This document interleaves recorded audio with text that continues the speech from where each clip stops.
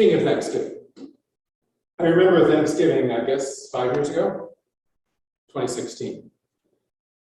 Our blended family was all gathered together in our apartment. That includes my ex-wife, the mother of our children, our 2 kids, Joshua and his fiancée, my partner, and I'm in the kitchen making gravy, just because I think you should really make gravy.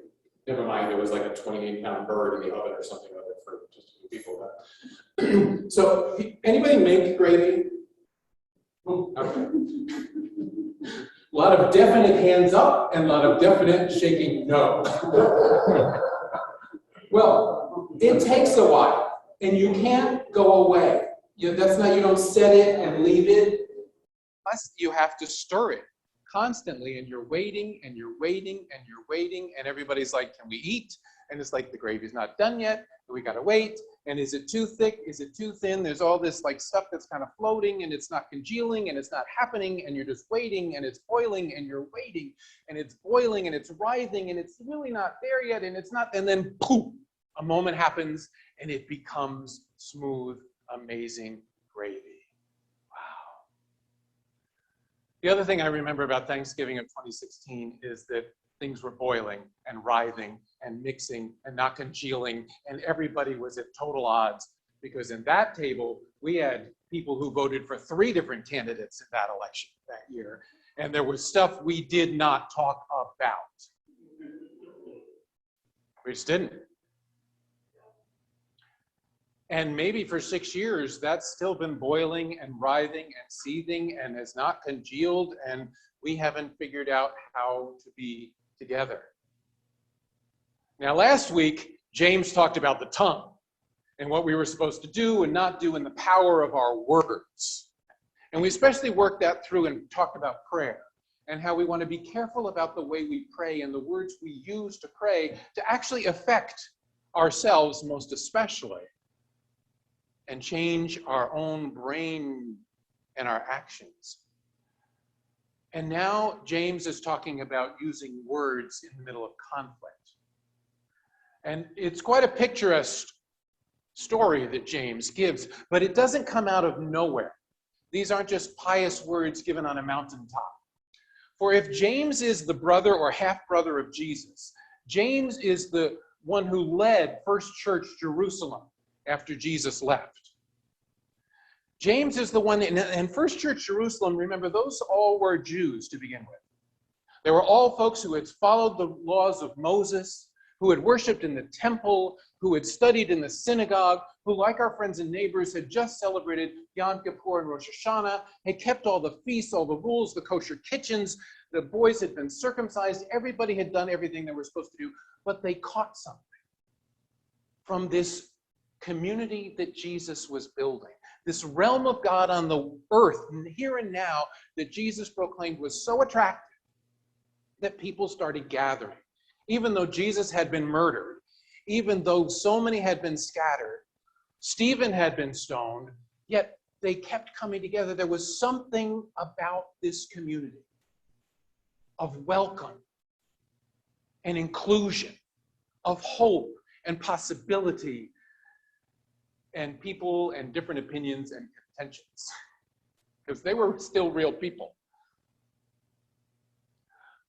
Now, the problem was that it was so successful, First Church Jerusalem, that the Gentiles liked this idea too.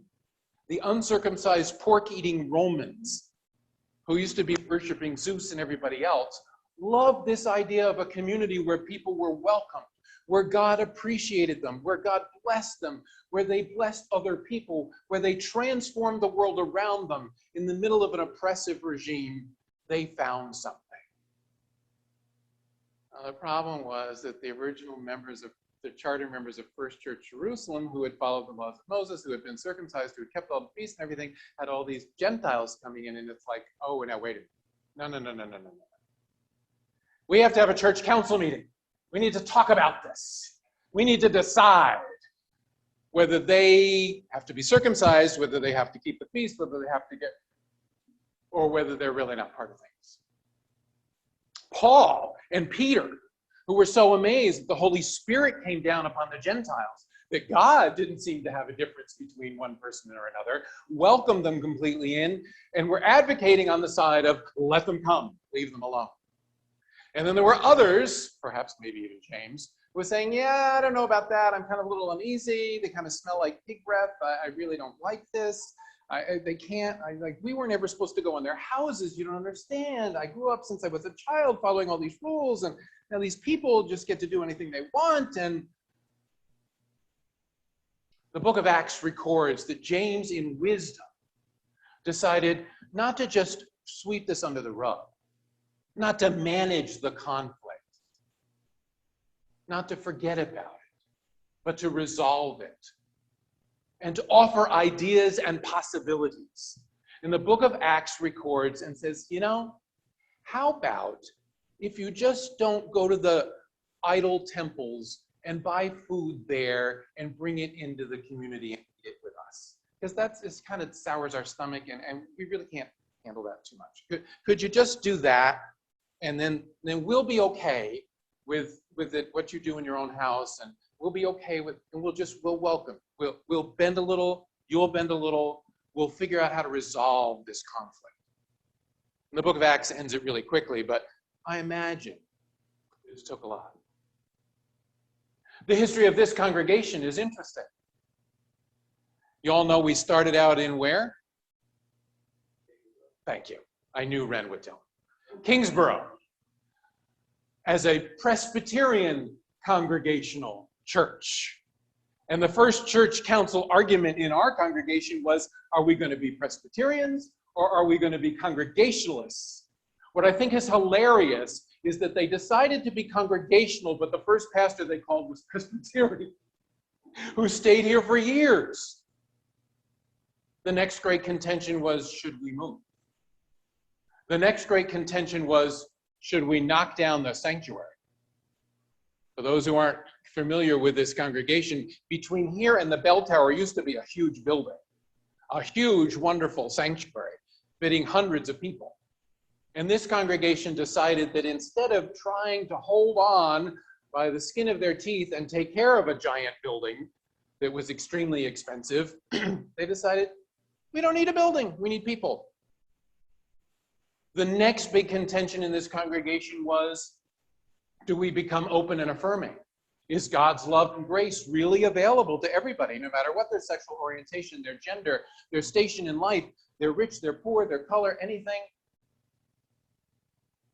Not everybody was happy with that. Not everybody was happy with being congregational. Not everybody was happy with the building going down. And then there's, do we have a full-time pastor or a part-time? People had to give and take and listen and learn from one another. James says, don't sweep those things under the rug. And the Christian church is famous for wanting to do that, for saying, just silent. No, let's not talk about that. We might talk about it over here, and we'll talk about it amongst one another, but we're really not going to talk about it in the middle of everything. Jesus and James in the early church give us this idea that actually it is using our words well to talk about the differences and the different thoughts we have and be open and honest with one another and bring them to the table that they can get not managed, not done away with, but resolved. I want to plant a little mind seed in your minds, and I don't know how many of you unfortunately watch too much television commercials, but James says that we're supposed to say no to the devil, just like no to UC. So the next time you see one of those wonderful commercials for some other medication, and the people are going up the stairs to the airline and everything else, and they're turning around and saying no. When all conflict is annihilation and wanting to be right rather than be in a relationship. James says, just say no to that devilish spirit. And it's hard. The other thing, my friends, to realize is that this, although we would like to publish this large and print it out there for the geopolitical social world of our time, this letter is not written to them. This letter is written to you and to me. This letter is written to the people of God scattered around the world. If you don't believe me, go to the first chapter. It tells you who it's addressed to. So this is an in-house communication. Because we cannot proclaim the gospel out there if we aren't living the gospel in here. And the wisdom of God is that we can deal with different opinions, with different desires, with different needs, with different peoples, if we do it openly and honestly and forthrightly. We have to be able to talk and to listen to one another. That's the miracle. That in God, we've already got acceptance. In God, we already have love and forgiveness. In God, we already have welcome. We already have that we are actually made in the image of God as we are, and so we belong at the table. The thing is, God has a whole bunch of people that belong at the table, and we need to hear from all of them. So dealing with conflict at God's table is giving everyone a voice. Dealing with conflict at God's table is telling deceitfulness and envy and pride and arrogance no. Dealing with conflict at God's table is to listen so much more than we talk and know that our siblings around the table have an inspiration from God as well, have a need. And that there could be a solution we've never even thought of. Because I'm sure the disciples didn't imagine that service was the solution to the oppression they lived in. But that was Jesus' idea. They didn't imagine that the last would be the first. They didn't imagine that children and the vulnerable would be honored. They assumed, like the world around them, that it's only the bully, the arrogant, the proud, the highly educated, the very rich that matter at all. And they found in the community they were forming that it was much different. As we gather around this table, which will stretch throughout all of the electronic and known universe, we gather to break bread with each other, but to listen to each other and to learn from each other as God speaks to each one of us of the needs, the concerns, the gifts, and the challenges, the anxieties and the worries, the hopes of all of us that gather at this table. We are called to deal with conflict and find grace to continue to be in relationship with one another. Because the lesson that's hard for me is to know that it's much better to be in a relationship than to be right. Which would you rather be? May we be in relationship with one another and with God and with God's grace.